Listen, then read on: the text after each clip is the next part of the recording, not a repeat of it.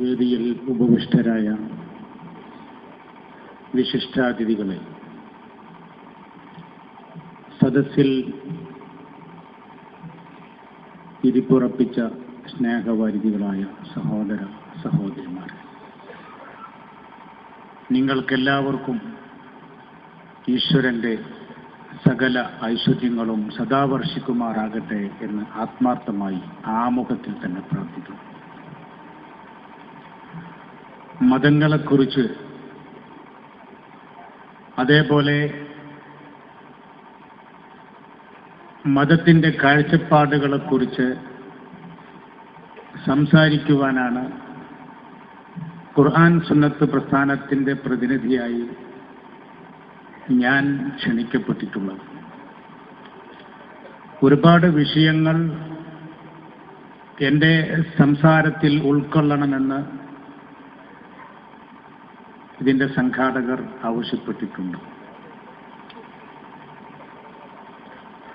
അതെല്ലാം ഉൾക്കൊള്ളിക്കണമെങ്കിൽ എനിക്ക് തന്നിട്ടുള്ള 40 മിനിറ്റ് പോരാ എന്ന് ഞാൻ ആദ്യമായി ഓർമ്മപ്പെടുത്തുന്നു. എന്നാലും വിഷയങ്ങളെ മൊത്തത്തിൽ എൻ്റെ പ്രസംഗത്തിൽ ഞാൻ പ്രതിപാദിക്കും എന്ന ഉറപ്പോടുകൂടി ഞാൻ എൻ്റെ വിഷയത്തിലേക്ക് കടക്കുകയാണ്. എൻ്റെ മുൻപ് പ്രസംഗിച്ച സ്വാഗത പ്രസംഗകൻ മുതൽ ജോസഫ് വിളിക്കുന്നേൽ സാർ, ഇതേപോലെ മാഷ്, ഇവരൊക്കെ ചില വിഷയങ്ങൾ സൂചിപ്പിക്കുകയുണ്ടായി. എന്താണ് മതം? ഇസ്ലാം മതം എന്ന ഒന്ന് ഉണ്ടോ? ഞാൻ ആദ്യമായി അതിനെക്കുറിച്ചാണല്ലോ സംസാരിക്കേണ്ടത്. സത്യത്തിൽ ഇസ്ലാം എന്നത് ഒരു മതത്തിൻ്റെ പേരല്ല, അത് ഒരു സംസ്കാരത്തിൻ്റെ, ഒരു ആദർശത്തിൻ്റെ പേരാണ്. ഞാൻ മനസ്സിലാക്കിയിടത്തോളം ഹിന്ദു എന്ന പേരിൽ ഒരു മതവും ഉണ്ട് എന്ന് എൻ്റെ പഠനത്തിൽ എനിക്ക് കാണാൻ സാധിച്ചിട്ടില്ല. അതും ഒരു സംസ്കാരമാണ്, ഒരു ധർമ്മമാണ്, ഒരു സുന്ദരമായ ഒരു ആശയമാണ്. ലോകത്ത് ഏറ്റവും അത്യുന്നതമായ രാജ്യമായ ഇന്ത്യ രാജ്യത്താണ് നാം താമസിക്കുന്നത്. ഇത് നിങ്ങളെ സുഖിപ്പിക്കാൻ പറയുന്നതാണ് എന്ന് നിങ്ങൾ ആരും കരുതരുത്. കാരണം എനിക്ക് കിട്ടുന്ന സകല വേദികളിലും ഞാൻ ഉറക്കെ പറയാറുള്ള ഒരു വാക്കാണിത്. അഭിപ്രായ സ്വാതന്ത്ര്യമുള്ള ഒരു രാജ്യം, ഞാൻ ഉൾക്കൊള്ളുന്ന ആശയം, അത് ഒരാളെയും വേദനിപ്പിക്കാതെ,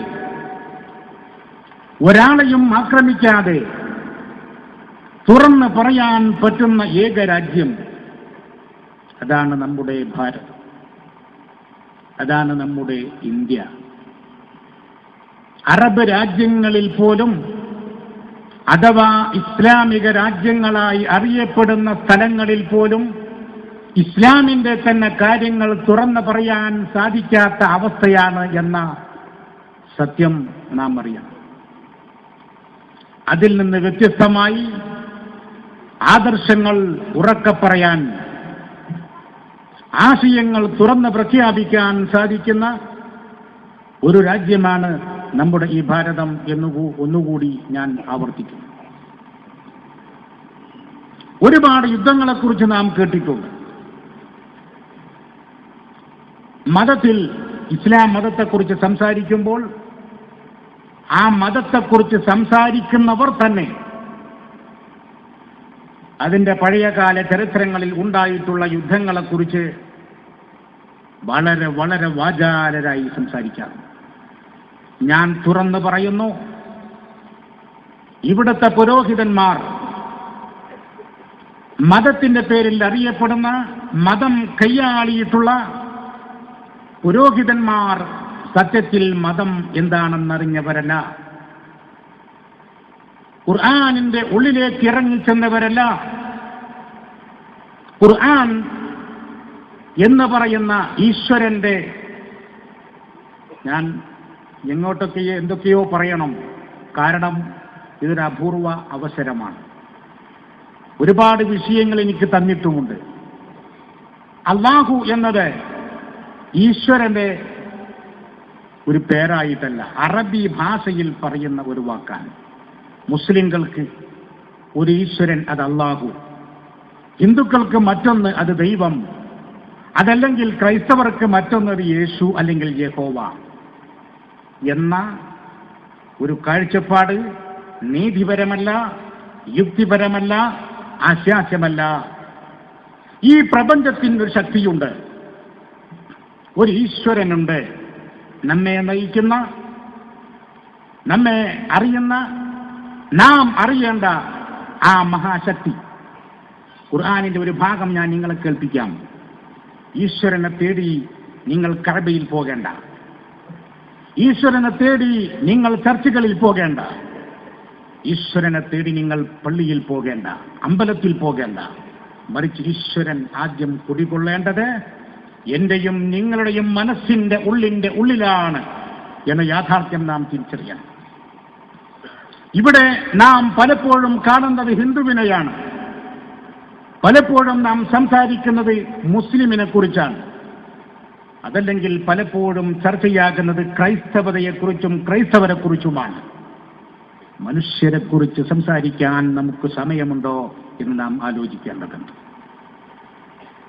ഈശ്വരനെ ആരുടെയെങ്കിലും പോക്കറ്റിലാക്കാൻ മാത്രം ചെറുതല്ല ഈശ്വരൻ, മറിച്ച് ഖുർആനിക ഭാഷയനുസരിച്ച് അല്ലാഹു നൂറുസ് സമാവാതി വൽ അർദ്, ഈ പ്രപഞ്ചം മുഴുവനും നിറഞ്ഞു നിൽക്കുന്ന ഇതിന്റെ ചൈതന്യമാണ് ഈശ്വരൻ. ആ ഈശ്വരനെ സ്നേഹിക്കാൻ, ആ ഈശ്വരൻ സ്നേഹിക്കാൻ ആവശ്യമായിട്ടുള്ളത്, ഏറ്റവും കരണീയമായിട്ടുള്ളത് അവന്റെ മുന്നിലുള്ള മനുഷ്യരെ സ്നേഹിക്കുക എന്നതാണ്. ജാതി നോക്കിയിട്ടല്ല, മതം നോക്കിയിട്ടല്ല, തന്റെ ആദർശക്കാരനാണോ എന്ന് അന്വേഷിച്ചിട്ടല്ല, മറിച്ച് മനുഷ്യനാണ് എങ്കിൽ അവനെ ആദരിക്കണം, അവനെ ബഹുമാനിക്കണം, അവനെ വന്ദിക്കണം, അവന്റെ അവകാശങ്ങൾ സംരക്ഷിക്കണം.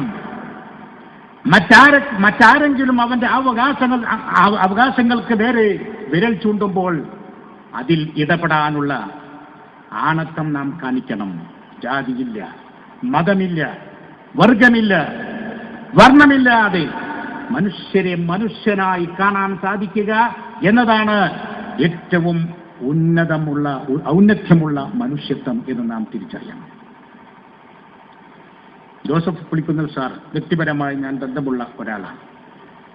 അദ്ദേഹത്തിന്റെ പ്രസംഗത്തിൽ സൂചിപ്പിച്ചു ചില വർഗീയ സ്വരങ്ങൾ ജനങ്ങളിലുള്ളത്. പഴയ കാലത്ത് ജൂതന്മാർ പറഞ്ഞിട്ടുണ്ട് ഞങ്ങൾ മാത്രമേ രക്ഷപ്പെടുകയുള്ളൂ എന്ന്. ജൂതർ പറഞ്ഞു സ്വർഗം ഞങ്ങൾക്ക് മാത്രം അവകാശപ്പെട്ടതാണ്, ക്രൈസ്തവരോ മറ്റാരും സ്വർഗത്തിൽ പ്രവേശിക്കുകയില്ല. ഉടനെ തന്നെ ക്രൈസ്തവർ പറഞ്ഞു ഞങ്ങൾ മാത്രമേ സ്വർഗത്തിൽ പ്രവേശിക്കുകയുള്ളൂ, മറ്റൊരാൾക്കും അതിൽ പ്രവേശനമില്ല. വിവരമില്ലാത്ത വേറെ ചില ആളുകൾ പറഞ്ഞു ഞങ്ങൾ മാത്രമേ പ്രവേശിക്കുകയുള്ളൂ, മറ്റൊരാൾക്കും പ്രവേശനം ഇല്ല. എന്ന് പറഞ്ഞാൽ സ്വർഗം ഇവന്റെ തറവാട് സ്വത്താണ് എന്ന് ചുരുക്കം. അങ്ങനെയാണ് ധരിച്ചു വെച്ചിരിക്കുന്നത്. സ്വർഗം ലഭിക്കുന്നതിന്റെ മാനദണ്ഡമുണ്ട്. അത് മതമാണോ, വേഷഭൂഷാദികളാണോ, ഇന്ന നാട്ടിൽ ജനിച്ചവനാണ് എന്നതാണോ? അല്ലേ? അല്ല. മറിച്ച് നീതിയുടെയും ധർമ്മത്തിന്റെയും അടിസ്ഥാനത്തിൽ സ്വന്തം വ്യക്തിത്വത്തോടും സമൂഹത്തോടും അവന്റെ കുടുംബത്തോടും നന്മയിലൂടെ വർത്തിക്കുന്നവർ ആരോ അവന് മാത്രം അവകാശപ്പെട്ടതാണ് സ്വർഗം. 5 നേരമല്ല 50 നേരം നമസ്കരിച്ചു എന്ന കാരണം കൊണ്ടും സ്വർഗം കിട്ടുകയില്ല. 500 നേരം പൂജ നടത്തിയാലും ആ കാരണം കൊണ്ട് സ്വർഗം കിട്ടുകയില്ല. നമ്മുടെ മുന്നിലുള്ള മനുഷ്യനെ മനുഷ്യനായി കാണാൻ സാധിക്കണം. ജാതീയത മറന്ന്, അതല്ലെങ്കിൽ മറ്റെല്ലാം മറന്ന് ഒരാൾ റോട്ടിൽ വീണ് കിടക്കുന്നു, മരണത്തോട് മല്ലിടുന്നു. മനുഷ്യൻ എന്ത് ചെയ്യണം? അയാളെ കാണുമ്പോൾ അയാളുടെ നെറ്റിയിൽ കുറിയുണ്ടോ എന്ന് അന്വേഷിക്കുകയാണോ വേണ്ടത്? അവൻ മാലയിട്ടിട്ടുണ്ടോ എന്ന് അന്വേഷിക്കുകയാണോ വേണ്ടത്? അവൻ സുന്നത്ത് കർമ്മം നിർവഹിച്ചവനാണോ എന്ന് അന്വേഷിക്കുകയാണോ വേണ്ടത്? മരണത്തോട് മല്ലിടുന്ന ആ മനുഷ്യനെ അയാളുടെ ജീവൻ രക്ഷിക്കാൻ വേണ്ടി ആവശ്യമായതെന്തും ചെയ്യുക എന്നത്, അതാണ് മനുഷ്യത്വം. ഇപ്പറഞ്ഞ വ്യത്യാസങ്ങൾ നോക്കിക്കൊണ്ട് ഇയാളെ റോഡിലിട്ട് പോകുന്നവൻ ആരോ, അവന്റെ പേരാണ് മിതമായ മാന്യമായ ഭാഷയിൽ പറഞ്ഞാൽ മൃഗം എന്ന്. ഇങ്ങനെ ജാതി നോക്കി, മതം നോക്കി, വർണ്ണം നോക്കി നാം ജനങ്ങളെ സ്നേഹിക്കുവാനും ജനങ്ങളെ മനസ്സിലാക്കുവാനും തുടങ്ങിയാൽ നമ്മുടെ രാജ്യത്തിന്റെ അവസ്ഥ എന്തായിരിക്കുമെന്ന ഭയാനകമായ അവസ്ഥയെക്കുറിച്ച് നാം ഓരോരുത്തരും ആലോചിക്കണം.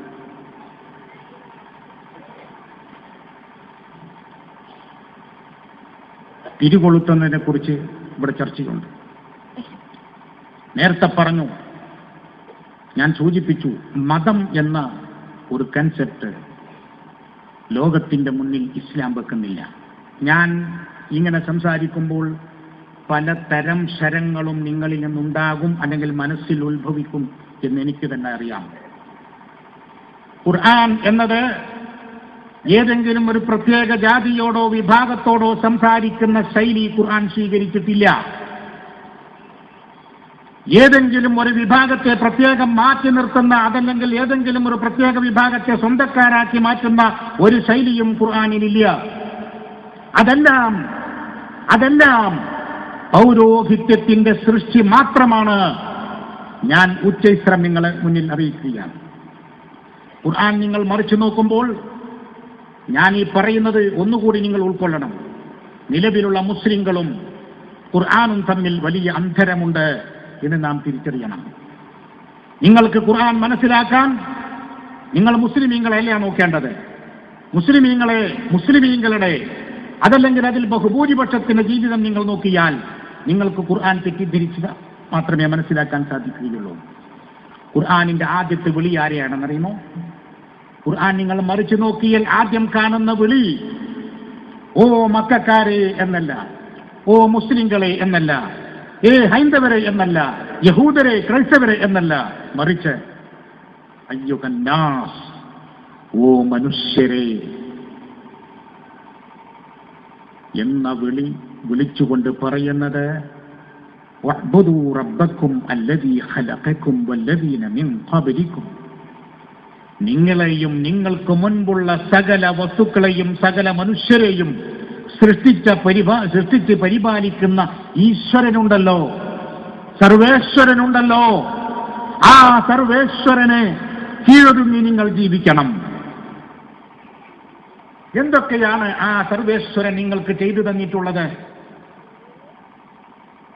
ഈ ഭൂമിയെ നിങ്ങൾക്ക് വസിക്കാൻ പാകത്തിൽ അതിനെ തരപ്പെടുത്തി. ഭൂമി ലോകത്ത് നിങ്ങൾ വസിക്കുമ്പോൾ ഉപരിതലങ്ങളിൽ നിന്നും നിങ്ങളിലേക്ക് ആവാഹിക്കാവുന്ന സകല വിഷാംശങ്ങളെയും തടഞ്ഞു നിർത്താൻ പാകത്തിലുള്ളൊരു മേൽക്കൂര നിങ്ങൾക്ക് നൽകി. നിങ്ങൾക്ക് വെള്ളം അവൻ ഇറക്കി. ആ വെള്ളം മുഖേന നിങ്ങൾ ഇഷ്ടപ്പെടുന്ന ഫലവിഭവങ്ങളെ അവൻ സൃഷ്ടിച്ചു. അതുകൊണ്ട് ഫലാ തജ്അലൂ ലില്ലാഹി അൻദാദൻ, ദൈവത്തിന് സമന്മാരുണ്ട്. അവന്റെ പ്രവർത്തനങ്ങളിൽ അവനെ സഹായിക്കുന്ന ശക്തികളുണ്ടെന്ന് നിങ്ങൾ കരുതരുത്. വഅൻതും തഅലമൂൻ, നിങ്ങൾ ഇക്കാര്യങ്ങളൊക്കെ മനസ്സിലാക്കിയിരിക്കെ. ഖുർആനിന്റെ ഏതെങ്കിലും ഒരു ഭാഗത്ത് നിങ്ങൾ നമസ്കരിച്ചുകൊള്ളൂ, സ്വർഗം തരാം. നിങ്ങൾ ഹജ്ജ് ചെയ്തുകൊള്ളൂ, സ്വർഗം തരാം. നിങ്ങൾ പള്ളിയിൽ പോയി ഭജനമിരുന്നു കൊള്ളൂ, സ്വർഗം തരാം. ഇല്ല. മറിച്ച് നീതിയിലും ധർമ്മത്തിലും സർവോപരി മനുഷ്യത്വത്തിലും നിറഞ്ഞു നിൽക്കുന്ന ഒരാശയമാണ് ലോകത്തിന്റെ മുന്നിൽ വെക്കുന്നത്. ഒപ്പം ആ ഇസ്ലാം എന്ന് പറയുന്ന ആശയം മതമല്ല. ഇസ്ലാം എന്ന് പറയുന്ന ആ ആശയം മറ്റൊരാളിലും അടിച്ചേൽപ്പിക്കാൻ ഒരു സ്ഥലത്തും അത് കൽപ്പിക്കുന്നില്ല എന്ന് മാത്രമല്ല, അങ്ങനെ ചെയ്യാൻ പാടില്ല എന്നുകൂടി വ്യക്തമാക്കുന്നു. ഒപ്പം മറ്റു ദൈവങ്ങളെ വിളിച്ചാരാധിക്കുകയും പൂജിക്കുകയും ചെയ്യുന്നവരെ നിങ്ങൾ തെറി പറയരുതെന്നും ആക്ഷേപിക്കരുതെന്നും വളരെ വ്യക്തമായി പഠിപ്പിക്കുന്നു. വലാ തസുബ്ബുൽ ലദീന യദ്ഊന മിൻ ദൂനില്ലാഹ് ഫയസുബ്ബുല്ലാഹ അദ്വൻ ബിഗൈരി ഇൽം. ഈശ്വരന് പുറമെ മറ്റു ശക്തികളെ, വ്യക്തികളെ വിളിച്ച് ആരാധിക്കുന്ന, പൂജിക്കുന്നവരെ നിങ്ങൾ തെറി പറയരുത്, ആക്ഷേപിക്കരുത്. ഖുർആൻ വിലക്കിയതാണ്. അതോടൊപ്പം ഞാൻ ചർച്ച ചെയ്യേണ്ടുന്ന വിഷയത്തിൽ ഉൾപ്പെടുത്തിയിരിക്കുന്ന ഒരു കാര്യമാണ് മതപരിവർത്തനം. നിർബന്ധിച്ചോ അല്ലാതെയോ മതം മാറ്റിക്കൽ സത്യത്തിൽ ഒരു നിലക്കും ഉൾക്കൊള്ളാൻ പറ്റാത്തൊരു വാചകമാണ്. എങ്ങനെയാണ് മതം മാറ്റാൻ സാധിക്കുക? മതം മാറ്റാൻ സാധിക്കുമോ? എന്താണ് മതം? എന്താണ് മനം? എന്നൊരാൾ പറയുന്നു, ഈ മുളയിൽ ചുറ്റിയിരിക്കുന്നത് വെളുത്തതാണ് എന്നത് യാഥാർത്ഥ്യം, പക്ഷെ കറുത്തതാണ് എന്നൊരാൾ എന്നോട് പറയുന്നു. അത് കറുത്തതാണ് എന്ന് നിങ്ങൾ പറഞ്ഞാൽ 1000 രൂപ തരാം എന്ന് പറഞ്ഞാൽ ഞാൻ ഒരു പക്ഷേ ഈ 1000 രൂപയ്ക്ക് വേണ്ടി ഇത് കറുത്തതാണെന്ന് പറയും. എന്തുകൊണ്ട്? എന്റെ നാവ് കൊണ്ട്. പക്ഷേ എന്റെ മനസ്സെന്താണ്? എന്റെ മനസ്സെന്താണ്? എന്റെ മനസ്സിൽ അതൊരിക്കലും കറുക്കുകയില്ല, അത് വെളുത്ത് തന്നെ ഇരിക്കും. അപ്പോൾ മതം മാറ്റുക എന്ന് പറയുന്ന ഒരു സമ്പ്രദായം തന്നെ ഖുർആൻ അനുസരിച്ച്, നിലവിലുള്ള പ്രവർത്തനങ്ങളെ കുറിച്ചല്ല ഞാൻ പറയുന്നത്, ഖുർആൻ അനുസരിച്ച് ഒരിക്കലും സാധ്യമല്ലാത്ത ഒരു പ്രവർത്തനമാണ്. ലാ ഇക്റാഹ ഫിദ്ദീൻ. ഈ ആദർശത്തിൽ ബലാത്കാരമേ ഇല്ല.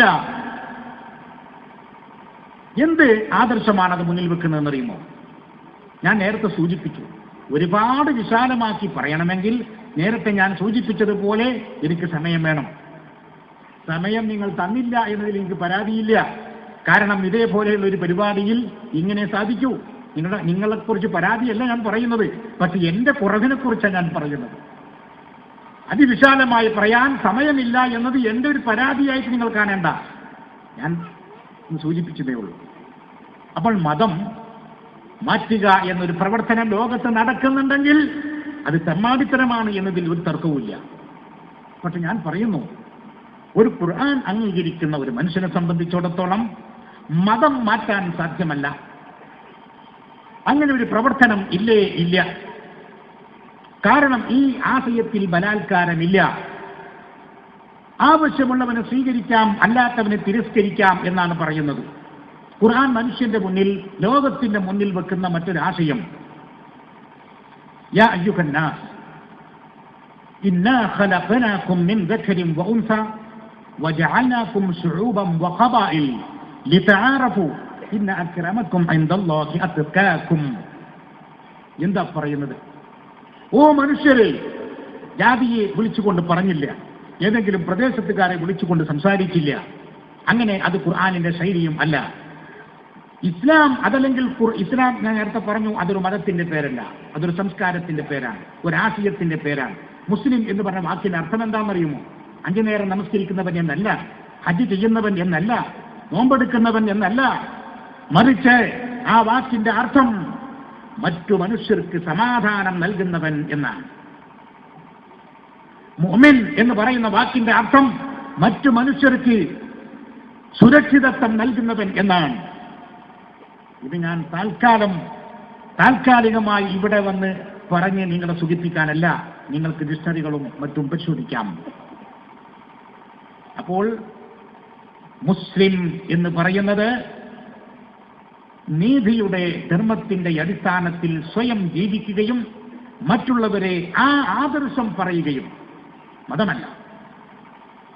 ലോകത്തിന് ഞാൻ മനസ്സിലാക്കുന്ന ഏതെങ്കിലും ഒരു ഹൈന്ദവൻ രണ്ട് ഈശ്വരന്മാരുണ്ട് എന്ന് വിശ്വസിക്കുന്നവർ ആരും ഉണ്ടെന്ന് ഞാൻ കരുതുന്നില്ല. ഏത് പേരിൽ പറയട്ടെ, അള്ളാഹു എന്ന് പറയാൻ അങ്ങനെ പറഞ്ഞു കൊല്ലണം എന്നൊരു നിർബന്ധവും ഇല്ല. അത് അറബികൾ പറഞ്ഞ് ശീലിച്ച അറബി നാമത്തിൽ അറബി ഭാഷയിലുള്ള ഒരു പേര്. കേരളീയ സ്വഭാവം അനുസരിച്ച് ദൈവം എന്നോ ഈശ്വരൻ എന്നോ അതല്ലെങ്കിൽ മറ്റോ പറയാം. അപ്പോൾ ഈശ്വരൻ, ഈ പ്രപഞ്ചത്തിന്റെ വെളിച്ചമായ, ഈ പ്രപഞ്ചത്തിന്റെ ഊർജമായ ഈശ്വരൻ നമ്മെ നോക്കുന്നത് എവിടെയാണെന്നറിയുമോ? നമ്മുടെ രൂപഭാവങ്ങളിലേക്കല്ല, മറിച്ച് നമ്മുടെ സംസ്കാരം, നമ്മുടെ സ്വഭാവം,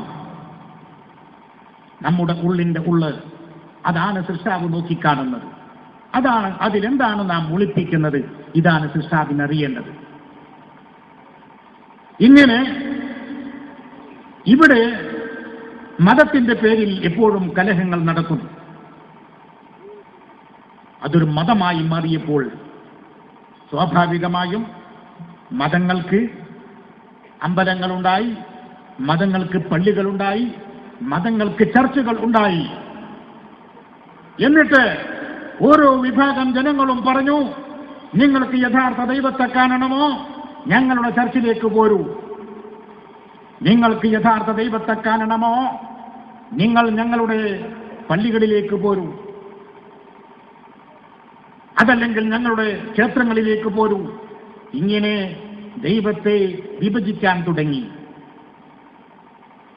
സത്യത്തിൽ ഇവിടെ സംഭവിച്ചത് എന്താണ്? എന്തെങ്കിലും നന്മ അതുകൊണ്ട് നേടാൻ സാധിച്ചിട്ടുണ്ടോ? ഏതെങ്കിലും തരത്തിലുള്ളൊരു പുരോഗതി കൈവരിക്കാൻ സാധിച്ചിട്ടുണ്ടോ? ഇല്ല. അപ്പോൾ സർവരോടും പറയാനുള്ളത്, നിങ്ങൾ ഇഷ്ടപ്പെടുന്ന ജാതിയിൽ നിങ്ങൾക്ക് നിലയുറപ്പിക്കാം, ഒരു തടസ്സവുമില്ല. നിങ്ങൾക്ക് ഇഷ്ടമുള്ള ആശയം സ്വീകരിക്കാം. പക്ഷെ അതിനപ്പുറം, ഇതിനേക്കാളും അപ്പുറം നാം ആത്യന്തികമായി മനുഷ്യരാണ് എന്ന ഒരു ചിന്ത, ആ കാഴ്ചപ്പാട് നമ്മിൽ നിന്ന് മാഞ്ഞു പോകാൻ പാടില്ല, മറിഞ്ഞു പോകാൻ പാടില്ല. ഖുർആനിലെ ഒരു സൂക്തം ഞാൻ അവസാനമായി നിങ്ങളുടെ മുന്നിൽ കേൾപ്പിച്ചത്, യാ അയ്യുഹന്നാസ്, ഓ മനുഷ്യരെ, ഇന്നാ ഖലഖനാകും മിൻ ദക്കരിൻ വ ഉൻസ, നിങ്ങളെ ആകമാനം ഒരാണിൽ നിന്നും ഒരു പെണ്ണിൽ നിന്നുമാണ് ഞാൻ പുറത്തു കൊണ്ടുവന്നത്. നിങ്ങൾ ഇങ്ങോട്ട് ശ്രദ്ധിച്ചോളൂ, അതൊരു വലിയ പേടിക്കാനൊന്നുമില്ല. ഇന്നാ ഖലഖനാകും മിൻ ദക്കരിൻ വ ഉൻസ, ലോകത്തിലെ സകല ജനങ്ങളോടുമുള്ള ഒരു ഉത്ബോധനം, ഞാൻ നിങ്ങളെ ഒരാണിൽ നിന്നും പെണ്ണിൽ നിന്നും സൃഷ്ടിച്ചു. ആരെ? മുസ്ലിങ്ങളെയാണോ? ഹൈന്ദവരെയാണോ? ക്രൈസ്തവരെയാണോ? അതല്ലെങ്കിൽ സിഖുകാരെയാണോ? ജൈനമതക്കാരെയാണോ? അല്ല, ലോകത്തിലെ സകല മനുഷ്യരെയും ഇന്നാ ഖലഖനാകും മിൻ ദക്കരിൻ വ ഉൻസ, ഒരാണിൽ നിന്നും പെണ്ണിൽ നിന്നും സൃഷ്ടിച്ചു. വജഅൽനാകും ശുഊബൻ വ ഖബാഇൽ, നിങ്ങൾക്ക് വ്യത്യസ്ത തറവാടുകളും ഗോത്രങ്ങളും വകുപ്പുകളും ഒക്കെ ഞാൻ നിശ്ചയിച്ചു. എന്തിന്? അവിടെയാണ് ചോദ്യം. എന്തിന്? ലിതആറഫു, നിങ്ങൾ പരസ്പരം മനസ്സിലാക്കുവാൻ, ഉൾക്കൊള്ളുവാൻ. ഞാൻ ഇന്ന ജാതിക്കാരനാണ് എന്നതിന്റെ പേരിൽ അഹങ്കാരം നടിക്കുവാനല്ല, ഞാൻ ഇന്ന നാട്ടുകാരനാണ് എന്ന് പറഞ്ഞ് അഹങ്കരിക്കുവാനല്ല, ഞാൻ ഇന്ന ഭാഷ സംസാരിക്കുന്നയാളാണ് എന്ന് പറഞ്ഞുകൊണ്ട് മേൽക്കോയ്മ നടിക്കുവാനല്ല, നിങ്ങൾ മനസ്സിലാക്കുവാൻ. അതിന്റെ ശേഷമുള്ള ഒരു വചനം നാം പ്രത്യേകം ശ്രദ്ധിക്കണം. ഇന്ന അക്രമക്കും, നിങ്ങളുടെ കൂട്ടത്തിൽ ദൈവസമക്ഷം ഏറ്റവും മാന്യൻ, ഏറ്റവും ഉദാത്തൻ, ഏറ്റവും ഉത്കൃഷ്ടൻ ആരാ? തലയിൽ തൊപ്പി വെച്ചാളോ? താടി വെച്ചയാളോ? പൊട്ടുതൊട്ടയാളോ? ലോഹയിട്ടയാളോ? അല്ല. ഇന്ന അക്രമക്കും എന്തല്ലാ, ദൈവസമക്ഷം നിങ്ങളുടെ കൂട്ടത്തിൽ ഏറ്റവും മാന്യൻ, ഉദാത്തൻ, ഉത്കൃഷ്ടൻ, അത്ഖാക്കും, നിങ്ങളുടെ കൂട്ടത്തിൽ ഏറ്റവും നിയമത്തെ സൂക്ഷിക്കുന്നവൻ ആരോ അവനാണ്. നീതിയുടെ അടിസ്ഥാനത്തിൽ, ധർമ്മത്തിന്റെ അടിസ്ഥാനത്തിൽ എന്റെ ആരാധന മറ്റൊരാൾക്കും ശല്യമായി കൂടാ. ഈ ലോകം മുഴുവനും ഈ ഇരിക്കുന്ന നിങ്ങളെ കാണുന്ന, നിങ്ങളെ കേൾക്കുന്ന, എന്നെ കേൾക്കുന്ന, എന്നെ കാണുന്ന നമ്മുടെ ഈശ്വരൻ ഹിന്ദുവിന്റെ ഈശ്വരനല്ല, മുസ്ലിംകളുടെ ഈശ്വരനല്ല, ഹൈന്ദവരുടെ അല്ലെങ്കിൽ ക്രൈസ്തവരുടെ അല്ല, നമ്മുടെ ഈശ്വരൻ. ഒരു സെക്കൻഡ് നിമിഷത്തെ കുറഞ്ഞാൽ എന്തായിരിക്കും പ്രിയപ്പെട്ട സഹോദരന്മാരെ നമ്മുടെ അവസ്ഥ? ഒന്ന് ആലോചിച്ചു നോക്കൂ അതിനെക്കുറിച്ച്. നിങ്ങൾ പലരും പല സ്ഥാപനങ്ങളിലും ജോലി ചെയ്യുന്നവരാണ്. ആ ജോലി നിങ്ങൾക്ക് തരുമ്പോൾ നിങ്ങളോട് കൃത്യമായി നിങ്ങളോട് പറഞ്ഞിട്ടുണ്ട് കൃത്യം 8 മണിക്ക് ഓഫീസിൽ വരണം എന്ന്. നിങ്ങൾ എത്ര ദിവസം അങ്ങനെ കൃത്യസമയത്ത് കൃത്യസമയം പാലിച്ചുകൊണ്ട് പോയിട്ടുണ്ട്? ഇല്ല. ആദ്യത്തെ ദിവസം പോയിട്ടുണ്ടാവും, രണ്ടാമത്തെ ദിവസവും പോയിട്ടുണ്ടാവും, മൂന്നാമത്തെ ദിവസം നിങ്ങൾ പറഞ്ഞു ബാലുശ്ശേരിയിൽ നിന്ന് ഇങ്ങോട്ടുള്ള ബസ്, സ്ഥിരമായി വരാറുള്ള ബസ് ഒന്നുകിൽ വന്നില്ല, ഒന്നുകിൽ പറഞ്ഞത് സത്യമായിരിക്കാം, അല്ലെങ്കിൽ കളവായിരിക്കാം, എന്താവട്ടെ. 3-ാം ദിവസം മുതൽ ഉഴപ്പാൻ തുടങ്ങി നമ്മൾ. പക്ഷേ കോടാനക്കോടി വർഷങ്ങളായി ഇവിടെ സൂര്യൻ ഉദിക്കാൻ തുടങ്ങിയിട്ട്, ചന്ദ്രൻ ഉദിക്കാൻ തുടങ്ങിയിട്ട് ഒരു ദിവസം അത് വൈകി വന്നിട്ടുണ്ടോ? ഒരു ദിവസം അത് വൈകി അസ്തമിച്ചിട്ടുണ്ടോ? എന്നാൽ എന്തായിരിക്കും അവസ്ഥ? ഒപ്പം നാം ചിന്തിക്കേണ്ടതുണ്ട്. എന്റെ ഈ മുന്നിലിരിക്കുന്ന മനുഷ്യരോട്, എന്റെ പ്രിയപ്പെട്ട സഹോദര സഹോദരിമാരോട് ഞാൻ പറയുന്നു, ഇവിടെ മുസ്ലിങ്ങൾക്ക് വേണ്ടി ഉദിക്കുന്ന ഒരു സൂര്യനില്ല, ഇവിടെ ഹൈന്ദവർക്ക് വേണ്ടി ഉദിക്കുന്ന ഒരു ചന്ദ്രനില്ല. ഇവിടെ മഴ പെയ്യുന്നുവെങ്കിൽ അതിവിടുത്തെ മനുഷ്യർക്ക് വേണ്ടിയാണ്, സകല ജീവജാലങ്ങൾക്കും വേണ്ടിയാണ്, സകല സസ്യസനാദികൾക്കും വേണ്ടിയാണ്. ഹൈന്ദവന്റെ പറമ്പിലേക്ക് മാത്രം, മുസ്ലിമിന്റെ പറമ്പിലേക്ക് മാത്രം, മുസ്ലിമിന്റെ കൃഷിയിടത്തിലേക്ക് മാത്രം ഉണ്ടോ? സഹോദരന്മാരെ, ഞാൻ വേറിട്ട് നിന്ന് സംസാരിക്കുകയല്ല, ഞാൻ നിങ്ങളുടെ കൂട്ടത്തിൽ ഒരാളാണ്. എന്റെ കൂട്ടത്തിൽ ഒരു കൂട്ടം ആളുകളാണ് നിങ്ങളും. നമ്മൾ തമ്മിൽ എന്താണ് വ്യത്യാസം? ഏത് ഒരു വിശ്വാസമാണ് എന്നെ നിങ്ങളിൽ നിന്ന് അകറ്റി നിർത്തുന്നത്? ഞാൻ നിങ്ങൾക്ക് അന്യനാകാൻ പാടുണ്ടോ? നിങ്ങൾക്ക് എന്നെ മാറ്റി നിർത്താൻ സാധിക്കുമോ? ആത്യന്തികമായി നമ്മൾ എവിടെ നിന്ന് വന്നു? നമ്മുടെ ലക്ഷ്യമെന്ത്? ഞാനും നിങ്ങളും അവസാനിച്ചാൽ നാം നമ്മെ എവിടെ കൊണ്ടുപോയി വെക്കുന്നു? എന്നെ പള്ളിക്കാട്ടിൽ വെച്ചാൽ അതുകൊണ്ട് മാത്രം എനിക്ക് വല്ല പുണ്യവും കിട്ടുന്നുണ്ടോ? എനിക്കതുകൊണ്ട് സ്വർഗം ലഭിക്കുന്നുണ്ടോ? നിങ്ങളെ നിങ്ങളുടെ പറമ്പുകളിൽ അവിടെ കുഴിമാടത്തിൽ കൊണ്ടുവച്ചാൽ അതുകൊണ്ട് മാത്രം നിങ്ങൾക്ക് വല്ല പുണ്യവും ലഭിക്കുന്നുണ്ടോ? പ്രിയപ്പെട്ട സഹോദരിമാരെ, എന്റെ പ്രിയപ്പെട്ട സഹോദരന്മാരെ, ഞാൻ ചോദിക്കുന്നു, നമ്മുടെ ജീവിതത്തിൽ നമ്മൾ പറയുന്നുണ്ടല്ലോ ഒരു സ്വർഗമുണ്ട്. ശരി തന്നെ. പക്ഷേ ആ സ്വർഗം അവിടെ ചെല്ലുമ്പോൾ കിട്ടുന്നതിന് മുൻപ് അതിന്റെ സുഖങ്ങൾ, അതിന്റെ ആസ്വാദനങ്ങൾ ഇവിടെ നിന്ന് തുടങ്ങണം. ഉണ്ടെങ്കിൽ മാത്രമേ നമുക്ക് സ്വർഗം കിട്ടുമെന്ന പ്രതീക്ഷ വേണ്ടതുള്ളൂ. ജീവിതത്തിൽ മുഴുവനും നരകം പേറിയിട്ട് അവിടെ ചെല്ലുമ്പോൾ ഒരു സ്വർഗമുണ്ടെന്ന് കാത്തിരിക്കുന്നവർ വിഡ്ഢികളാണ്. എന്താ കാര്യം അറിയുമോ? സ്വർഗം എന്നത് മനുഷ്യന്റെ കർമ്മഫലമാണ്. അവന്റെ തറവാട് നോക്കി കൊടുക്കുന്ന ഒരു സംഭവമല്ല, അവന്റെ ജാതി നോക്കി കൊടുക്കുന്ന, അതല്ല അവന്റെ മഹിമ നോക്കി കൊടുക്കുന്നതല്ല. മറിച്ച് അവന്റെ മാനുഷിക മൂല്യങ്ങൾ ഉയർത്തിപ്പിടിച്ചതിന് പ്രതിഫലമായി, നീതിയുടെ ശബ്ദം ഉയർന്നതിന് പ്രതിഫലമായി, ധർമ്മത്തിന്റെ അവന്റെ കൈകൾ ആവശ്യക്കാരിലേക്ക് നീട്ടിയതിന്റെ ഫലമായി ദൈവം തമ്പുരാൻ, ഈശ്വരൻ, സർവേശ്വരൻ, അല്ലാഹു, ദൈവം, കടവുൾ കൊടുക്കുന്ന സമ്മാനമാണ്.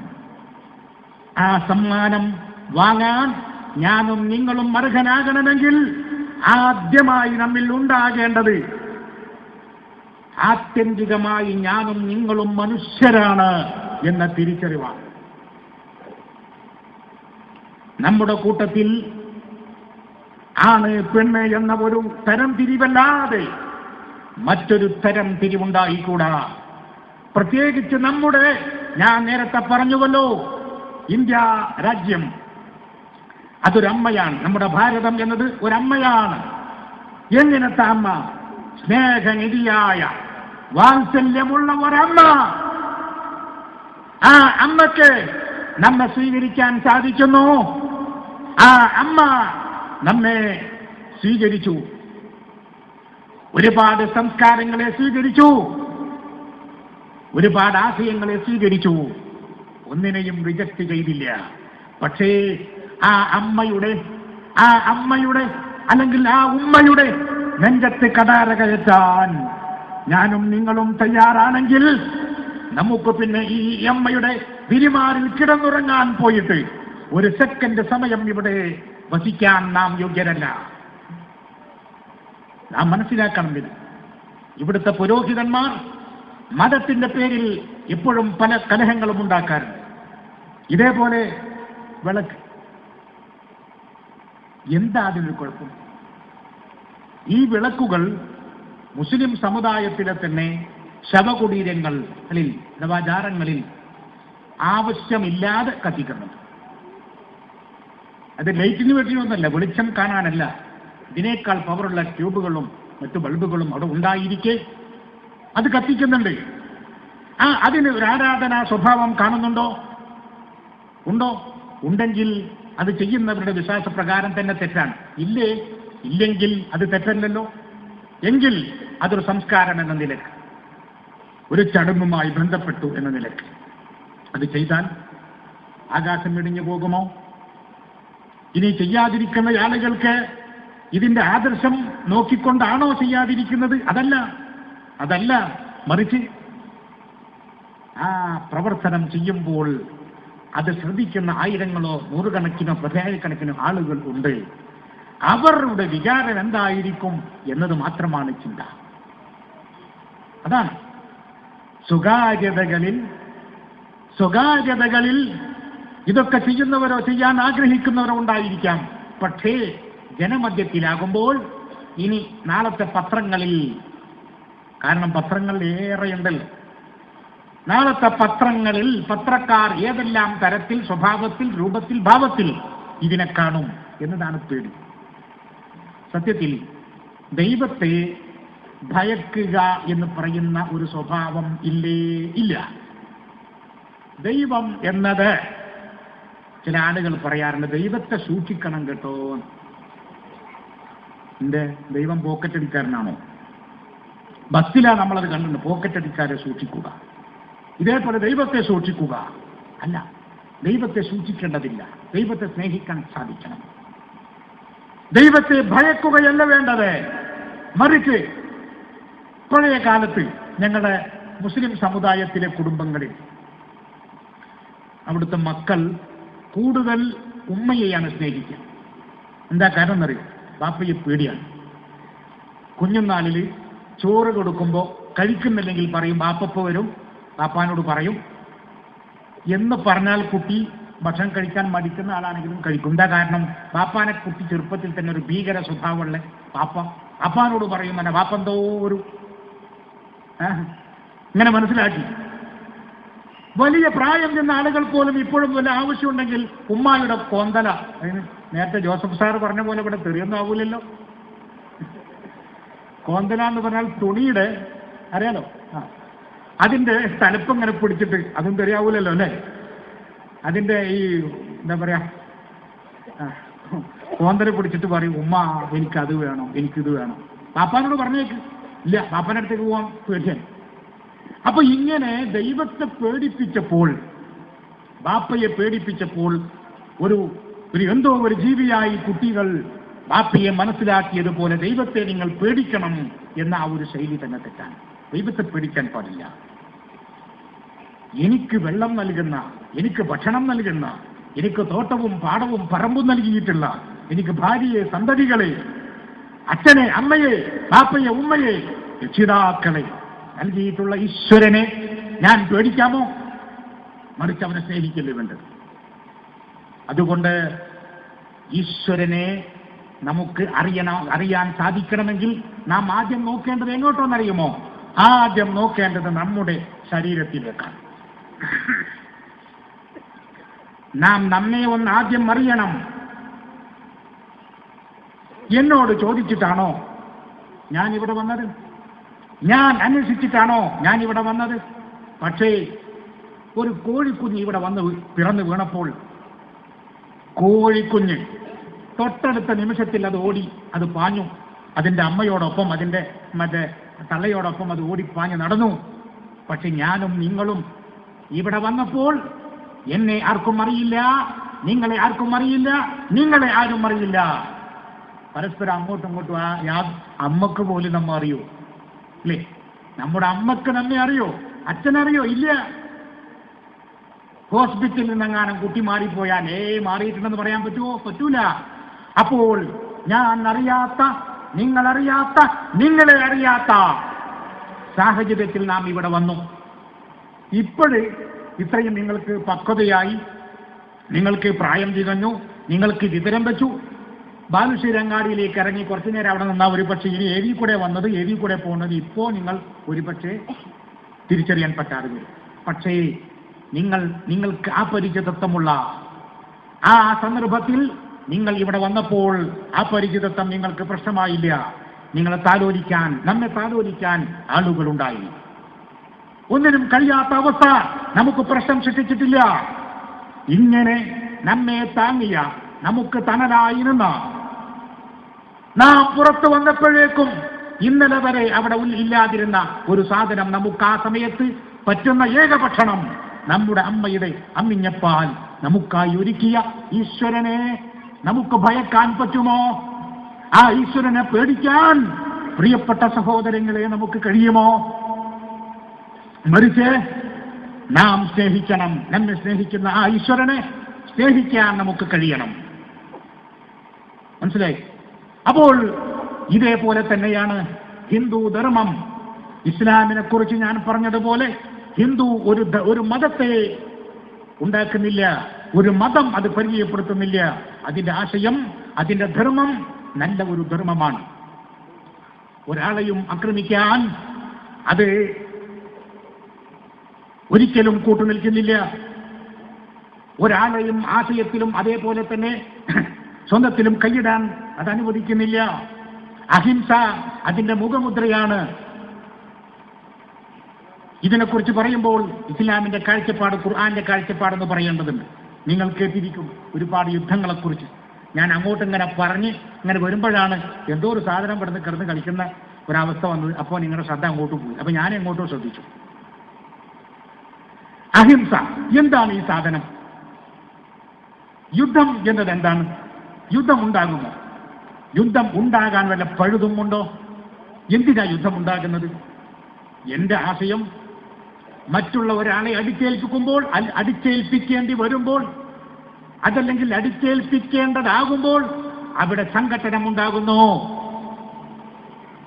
പക്ഷേ ഞാൻ വളരെ വ്യക്തമായി ഉത്തരവാദിത്ത ബോധത്തോടു കൂടി പറയുന്നു, ഇസ്ലാം എന്ന് പറയുന്ന ആദർശത്തിന്റെ ഉയർച്ചക്കോ വളർച്ചക്കോ വേണ്ടി ഒരു തവണയെങ്കിലും വാളെടുത്തത് ഖുർആനിലൂടെ നിങ്ങൾക്ക് കാണാൻ സാധ്യമല്ല. ഖുർആനിലൂടെ കാണാൻ സാധ്യമല്ല.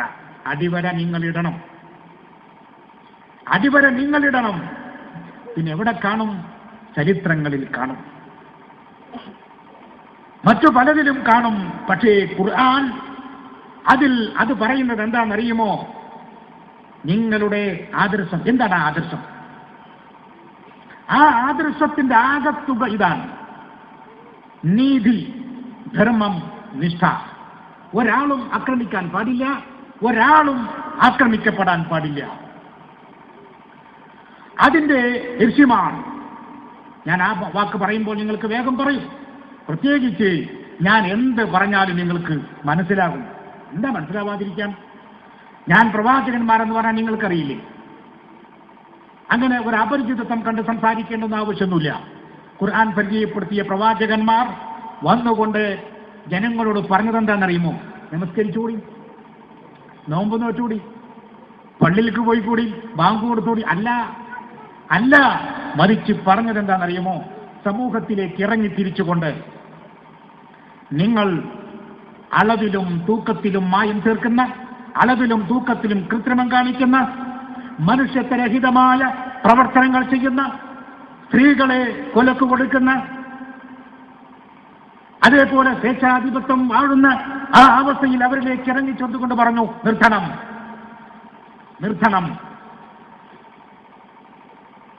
ലോകം കണ്ട ഏറ്റവും അഹങ്കാരിയായ ഒരു മനുഷ്യനാണ് ഫറോവ.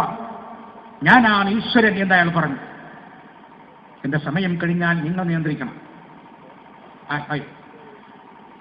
ഇനിയുണ്ടോ? ഇല്ല, കഴിഞ്ഞു. ഇതാണ് ഞാൻ പറഞ്ഞത്. ഏതായാലും ലോകത്ത് പല പ്രവാചകന്മാരും വന്നിട്ടുണ്ട്, ഋഷിമാർ വന്നിട്ടുണ്ട്, മുനിമാർ വന്നിട്ടുണ്ട്. ഇവരൊക്കെ വന്നത് ഇവരുടെ കേസ് വരുത്തിക്കാനല്ല, മറിച്ച് ജനങ്ങളെ നല്ല രൂപത്തിൽ നല്ല പാഠങ്ങൾ പഠിപ്പിക്കാനാണ്. ഇതാണ് ഇസ്ലാമിന്റെയും അവസ്ഥ. ഒരു മതവും മറ്റൊരു മതത്തെ ആക്ഷേപിക്കുന്നില്ല, അധിക്ഷേപിക്കുന്നില്ല. ഇനി ഈ വൈവിധ്യങ്ങളോട് കൂടി തന്നെ നമുക്കിവിടെ ഏകോദര സഹോദരന്മാരായി കഴിയാൻ സാധിക്കണം. ഇത് വെറുതെ പറയുന്നതല്ല കേട്ടോ. കാരണം ഞാൻ കേരളത്തിലുടനീളം നേരത്തെ പരിചയപ്പെട്ട കേരളത്തിന് പുറത്തും വിഷയങ്ങൾ സംസാരിക്കുന്നയാളാണ്. പക്ഷേ നമ്മുടെ ഭാരതം, ആ ഭാരതം എന്റേതാണ്, ആ ഭാരതം നിങ്ങളുടേതാണ്. നമ്മുടെ വീട്ടിൽ നമുക്കെന്തും പറയാൻ പറ്റുന്ന സ്വാതന്ത്ര്യം മറ്റു രാജ്യത്ത് കണി കാണുക സാധ്യമല്ല. അതുകൊണ്ട് എനിക്കനുവദിച്ച സമയം കഴിഞ്ഞു. ഇനിയും നമുക്ക് ഈശ്വരൻ നമ്മെ അനുഗ്രഹിക്കുകയാണെങ്കിൽ ഇനിയും കാണാം. നിങ്ങൾക്കേവർക്കും ഒന്നുകൂടി ഈശ്വരന്റെ സകല സൗഭാഗ്യങ്ങളും ഉണ്ടാകട്ടെ എന്ന് ആത്മാർത്ഥമായി പ്രാർത്ഥിച്ചുകൊണ്ട് തൽക്കാലം നിർത്തുന്നു. നമസ്കാരം.